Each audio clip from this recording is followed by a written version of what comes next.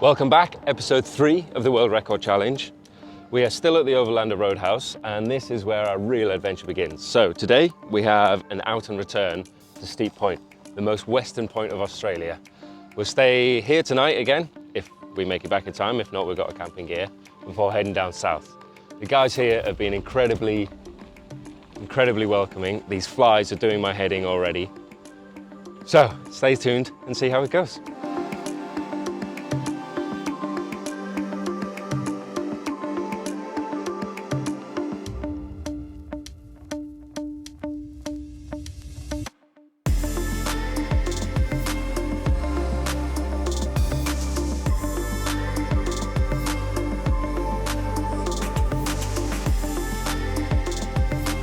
That's it, the journey started. We are on our way to the most western point. Scott over to my left on the Nivea Cougar 3 and a Nirvana. Twitty is on the Ozone Viper 5 and a Max Fly. I am obviously on the Speedster 3, beautiful Ozone Wing, beautiful colours, and the incredible Fly Products Rider, the Pliny 202 on the Foxy Trike. Obviously, I'm going to say that because I'm a little bit supported by them, but it's true. This leg of our journey is an out and return, 300 kilometers. We've got a few waypoints on the way. We've got a fuel dump on the way out there, and about 120 kilometers just to make sure we can make it. We're currently doing 50 kilometers an hour, and there's nil wind. I'm hoping when we get to Steep Point, there's a bit of a tailwind when we turn around, because otherwise we got quite a long day.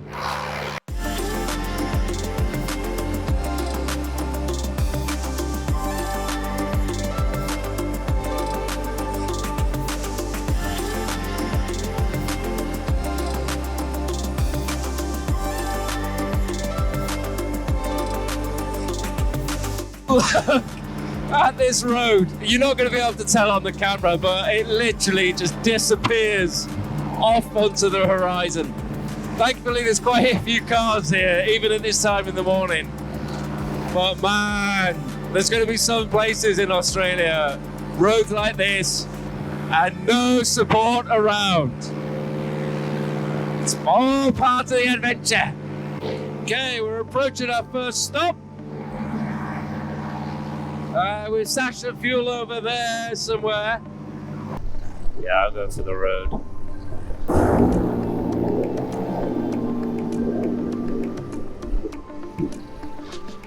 Go, go, go, go, go. First stop, 100k, and we're burning 4 litres an hour, which is a lot more than I thought we would be. But because we're so heavily loaded, it's just, we're having to use a lot more RPM to stay. But even with the 140 prop, even on the Pliny 202, I mean, it's about 150 kilos all up. So we're using a lot of fuel, a lot of power, a lot of thrust to keep us in the air. But that's okay, because 4 litres an hour is under the calculated 5 that we've used for all of our fuel stops. So we should be fine, absolutely fine. Absolutely fantastic. Yeah. Yeah, we're good. Got a dead ass already. Yeah. We're only 2.5 hours in. I know, mate. 5 weeks to go.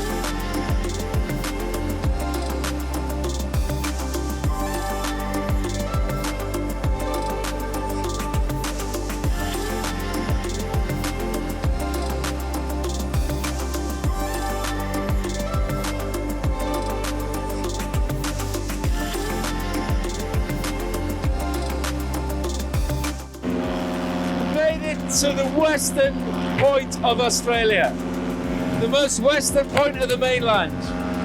The boys have already turned around, they've had enough. I'm basking in this glory. first milestone. Look at all that land in front. Christ.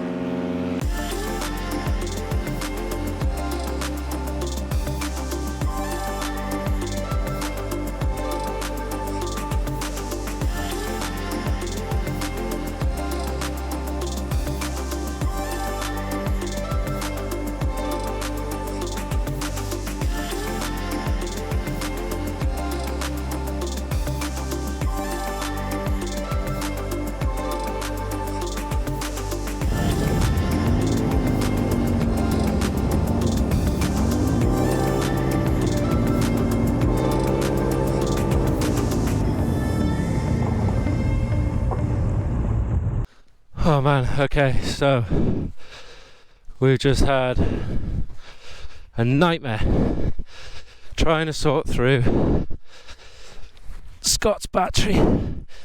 He charged both the batteries last night, but they are not performing to their rated standard, which means it was depleted and we had to do a brush repair. Because we're running out of daylight, I'm not talking to the camera because I need to crack on. The bush repair, I'll tell you about it when I'm in the air actually. You guys can wait. I gotta get up.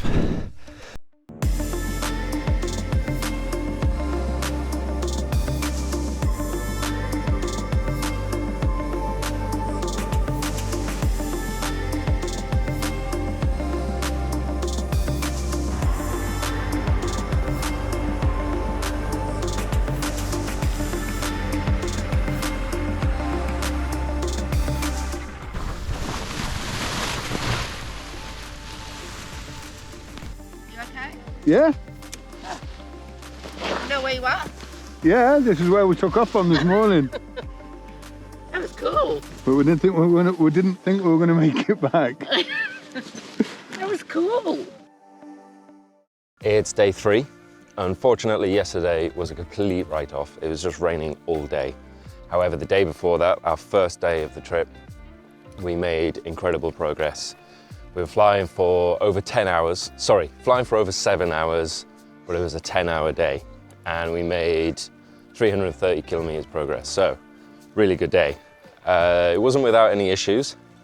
It turned out Scott's battery wasn't charging properly, so both batteries only had a little bit of life left in them.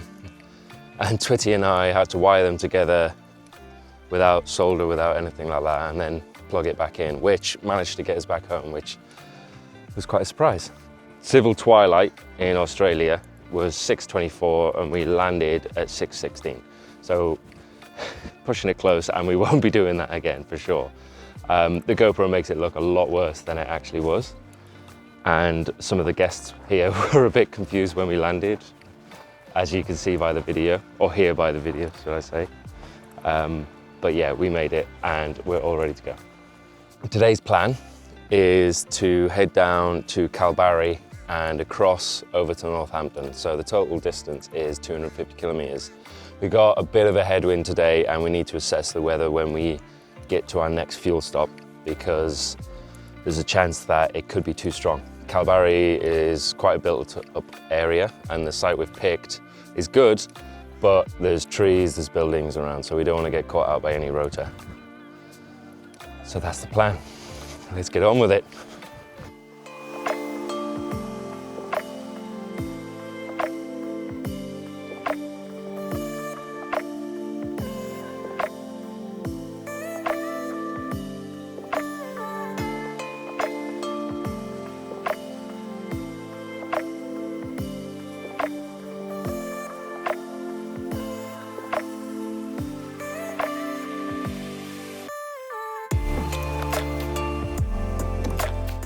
Wow, okay, so today's going to be a bit of a tough day.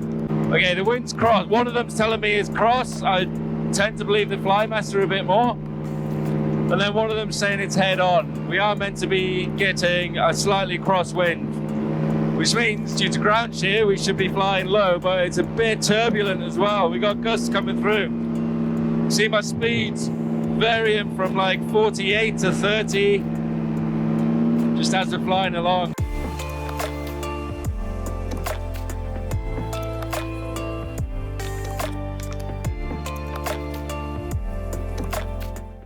Okay, we are halfway to our first point, meadow, and it is not enjoyable flying conditions at all. We can't use the cruise control because altitude is varying so much depending on the gusts and the thermals coming through. You see Twitty there just getting rocked about. He is not having a good time. It's definitely active flying, both on the brakes and the throttle. I think what we're going to do is we'll stop and discuss once we get to our first stop, because the forecast is only meant to be getting worse the more south we go. So it may be a case that we just get 50k in today. Twitty's feeling airsick. My shoulders are on fire from having to be on the brakes, constantly adjusting. I have shoulders of steel by the time I finish this trip. Either that or my arms are just going to drop off. Looks like it's got a little airstrip out the back, which is really good because we need as much space as we can get. Problem is that our airstrip looks waterlogged and it's slightly crosswind as well.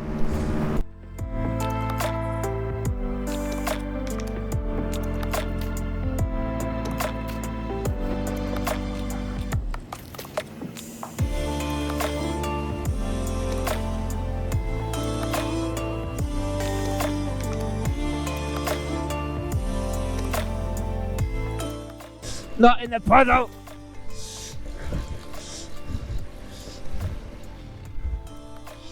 That was a horrible landing. Did not like that at all. We're going to go get an early lunch, look at the weather, look at the maps, fill up, and then we'll see what the plan is. But I'm not convinced going to Kalbarri right now is the best option.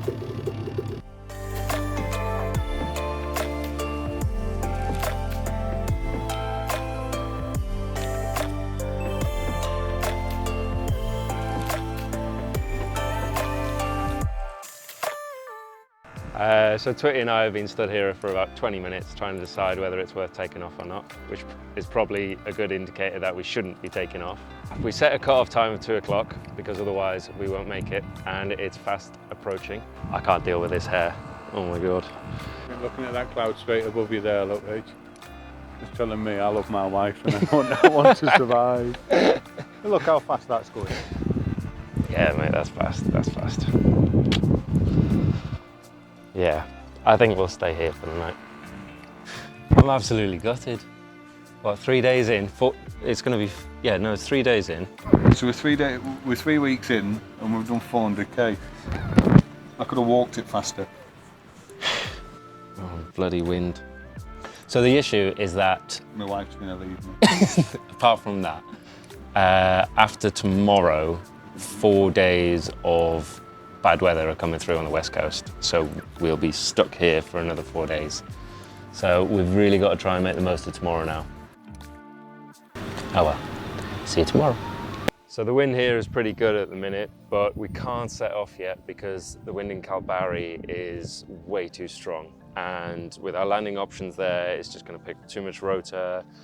Plus also the journey over to Kalbarri, there's not that many landing fields. So what we're going to do is wait till 2 o'clock.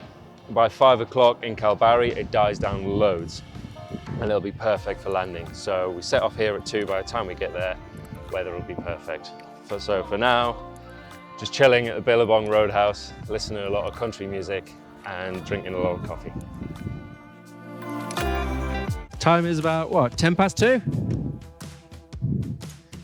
We've been absolutely hounded by flies. Bloody annoying.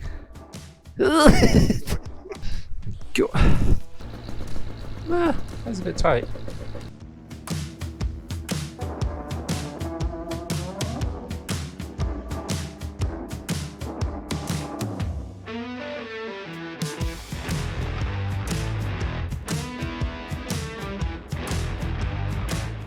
just over an hour to get to Calvary. But before then, we've got to make some radio calls because we've got some airspace going on around here.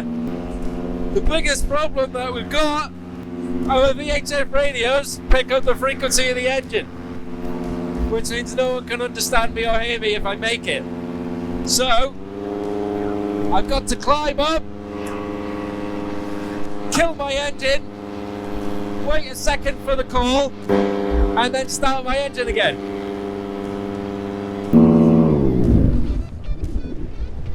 It's a scary thing. Calvary traffic, paramotor 0110. 10 miles northeast, tracking southwest at 3000. Landing time 1615. Calvary. I think I got everything in there I needed to. Right, we're losing night. Let's go.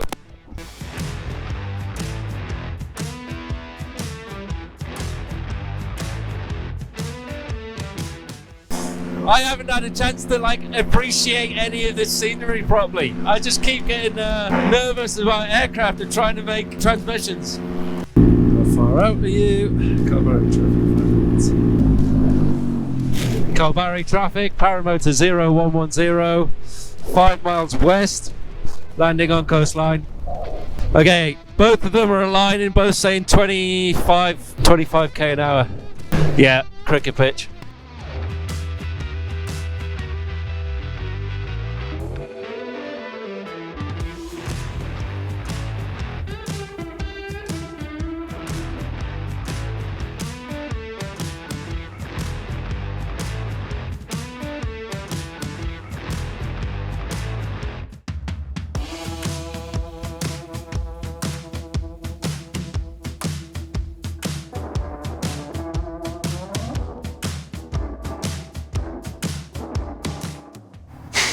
Handsome. I wouldn't say so. We've landed in Calvary. This is our home for the next 3 days? 3 or 4 days. 3 or 4 days because the weather's crap. Had a nice landing, had a nice chat to some people, and look at this beach. Got a beautiful area. I'm in the Caribbean really. We're Caribbean, yeah. We're just on holiday. 3 days doing absolutely nothing, just on holiday. in rain. In rain, Yeah. and storm. After that, we're going to be pressing on, but for now, we're just going to relax more like we did the last 2 days. Yeah. It's been 5 days stuck here in Calvary, so that 3 or 4 days went out the window.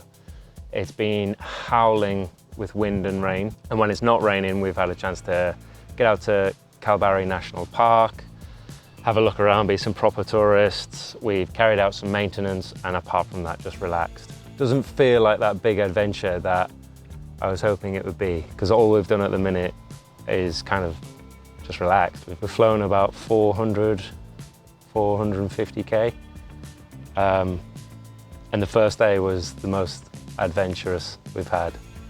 So hopefully the wind clears up a bit and we can take off tomorrow. For now, let's go through the paramotor and any changes that I've made from episode 1. So the rider frame, absolutely nothing wrong with that. It's strong enough for powered launches, still in great nick, really impressed with it. The harness, I've made a couple adjustments and it's incredibly comfortable while I'm flying. Since the first video, I've changed the reserve from a 130 to a Beamer steerable 170, and that's because the all-up weight is about 160 kilos. The props, they've been added onto here, like I said I would in the first episode. They've just been cable tied on there with some reusable cable ties. No problems with that, they're still nice and safe there. The oil bottles, I've fashioned some webbing so that these could be attached to the harness through some carabiners, and there's a reusable cable tie on the back just to make sure it's not going anywhere either. The throttle, Off-Grid Aviation throttle, I've added in a 3D printed mount so that I can see my fuel while I'm flying. I did change the button over because I know that they're easily pressed, and I changed it over and it was even worse. So I've added on an O-ring around the side with some electrical tape, just because while I'm moving around, accidentally pressing that button on top. So that, I think that could do with a bit more shrouding to make sure there's no accidental engine stops. This sleeve keeps moving up as well, so I've put a small cable tie on the bottom. and the cruise control is really good. It's incredibly good.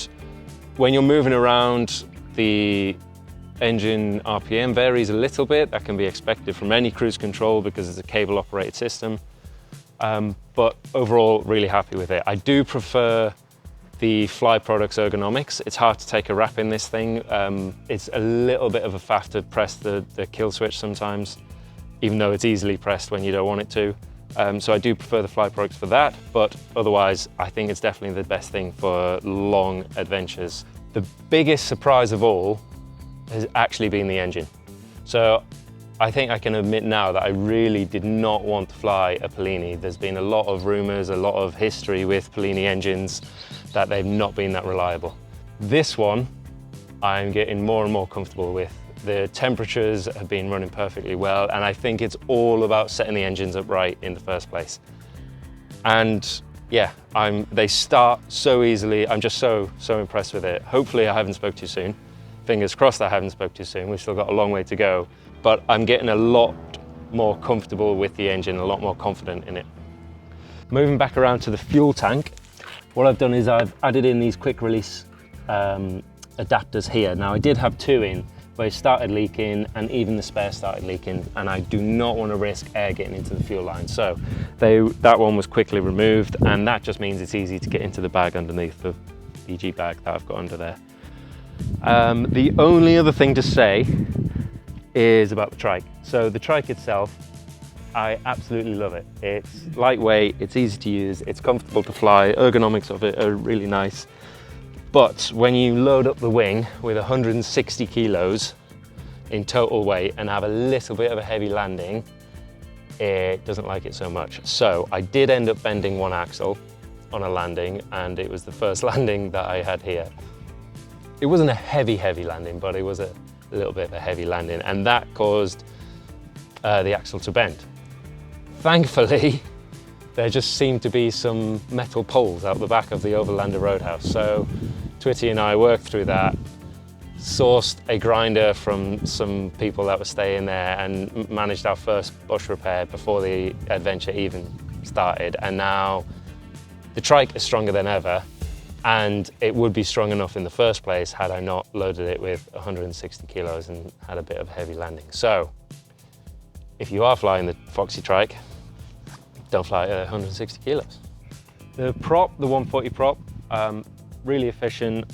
It's helping in getting 4 litres an hour with the weight that we're using. Incredibly powerful. It is quite tall and close to the ground.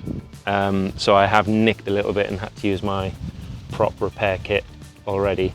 But that's, I mean, you see from some of the takeoff and landings here that there's a lot of rocks everywhere, and that's what's caused that.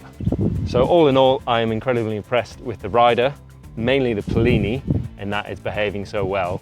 The Foxy trike is really nice to ride and fly, very comfortable, but do not load it up with 160 kilos and then have a heavy landing. Something you might have noticed is that Scott wasn't flying with us yesterday when we came into Kalbarri, and that's because he's had issues with his motor.